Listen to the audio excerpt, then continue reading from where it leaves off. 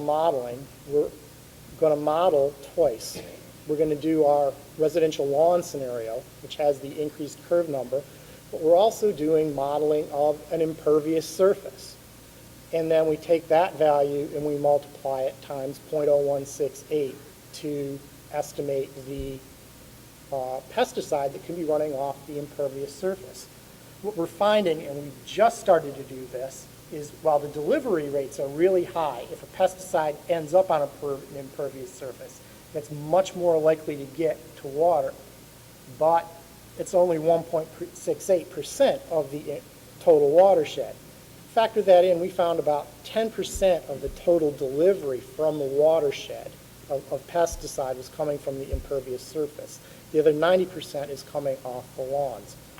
I have no data to validate that. Given the 1.68%, which is very similar to the values I saw earlier today, it should be reasonable. The question is whether that 10% in amount delivered off the impervious surface is correct. Yeah.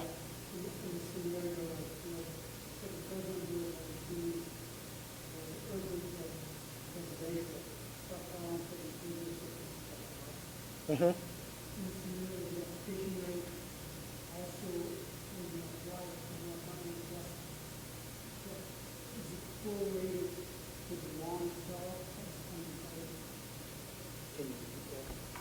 Is the application rate prorated for the area of the lawn in the watershed? Is that correct?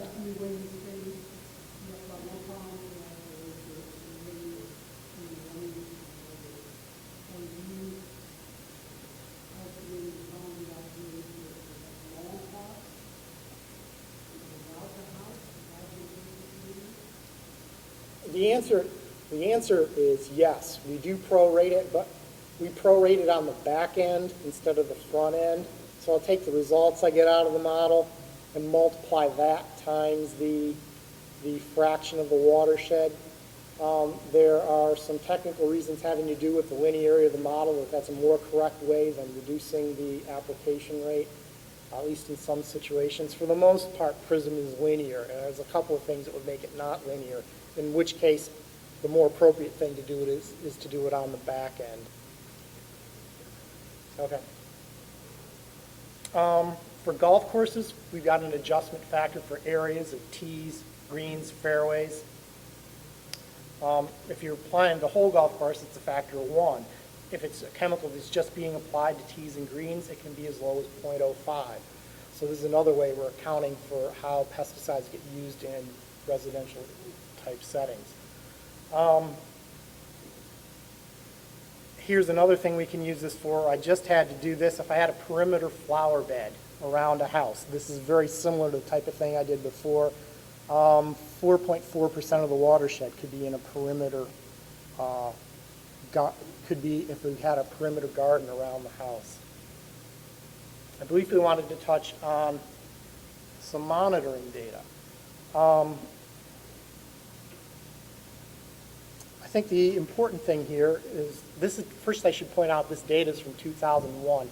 It's a little bit dated, but it does illustrate the point that pesticides in the end are about as common in urban environments as they are in agricultural environments. And until we started getting this data about the end of the 1990s, I don't think we were really aware of that. The other thing we found is that insecticides were much more common than the herbicides. Now, this data is from 2001. You can see I've got diazinon, carbaryl, malathion, and chlorpyrifos.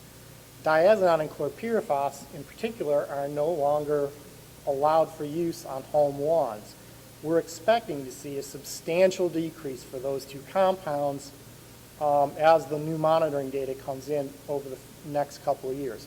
We've gotten a little bit in recently on diazinon that's showing that trend. It is a little surprising how long it takes for the diazinon to clear out of the system. I think people stash it in their garages and things, but we're starting to see a downward trend. The question is, what's going to happen to carbaryl? It's an interesting one. I don't know. With the cancellation of these other two, is it going to go up? Is it going to stay the same? what I'm hearing is that the market's mostly being taken up with pyrethroids. If that's the case, carbaryl may stay the same. So we're kind of waited with bated breath for the next round of USGS data to come in and tell us what's going to happen. How do we use monitoring data like that? Well, actually, we often use it to establish a lower bound. We do the modeling to establish an upper bound on what the concentration is. You model vulnerable sites. We use maximum application rates. Monitoring, however, is typical applications. But why a lower bound? Well, there are a couple of reasons. One is the frequency of monitoring. A good study probably monitors a site 10, 12 times a year. Your chances of seeing a peak concentration are actually rather small. And it's the peak concentration, particularly for eco-risk, that's going to do the damage, and you're not very likely to see it. The second thing is there's a bias towards collecting data in major streams and rivers. We tend to worry about eco-risk in small streams and small water bodies. So we're tending to collect it in somewhat the monitoring data in much larger streams and rivers that we think are less vulnerable. In fact, we're quite sure they're less vulnerable than the sites we're monitoring. This gets back, you heard me groaning when Stuart showed the Jackson data. Those comparisons aren't apt because we're modeling this 10-hectare watershed, and the monitoring data is for 1,000 hectare or 10,000 hectare watersheds. The comparison really isn't fair. But beyond that, we purposely bias the modeling high. We pick a vulnerable site. We use a 1 in 10-year return frequency value.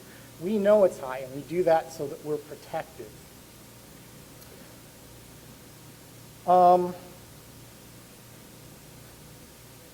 going to just go to the end here. Very good. I'm going to use the same slide I ended my other talk for. We need your help. We've got a new program called Registration Review. You've got data that we need. Please look at this schedule. If there's a pesticide here that you know something about, send us the data. Send us your opinions. They're of a great help to us. The more data I have, the better job that we can do regulating pesticides. And we really do appreciate all that interaction. So thank you very much.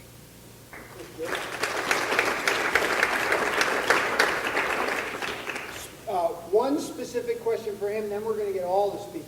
So it's going to be you, Art. Great. I noticed you had atrazine showing up in the urban stormwater tank for urban watershed. Yes. Is this all about our roads and highways and what they're doing to control things? I mean, it's clearly not something that you came from home. So what do you guys think is going on? There's two things going on. You hit one of it. There are some very limited commercial uses, and there's a right-of-way use that at least used to have a higher use rate for atrazine. But the second thing is that there are no pure urban and there are no pure rural environments, and you can find corn or sorghum fields occasionally in an urban environment, and those are what contribute atrazine in those cases. But also, I think there's some atrazine used in warm season. Warm season turf, too. Not including phosphate. Well, yeah. Yeah.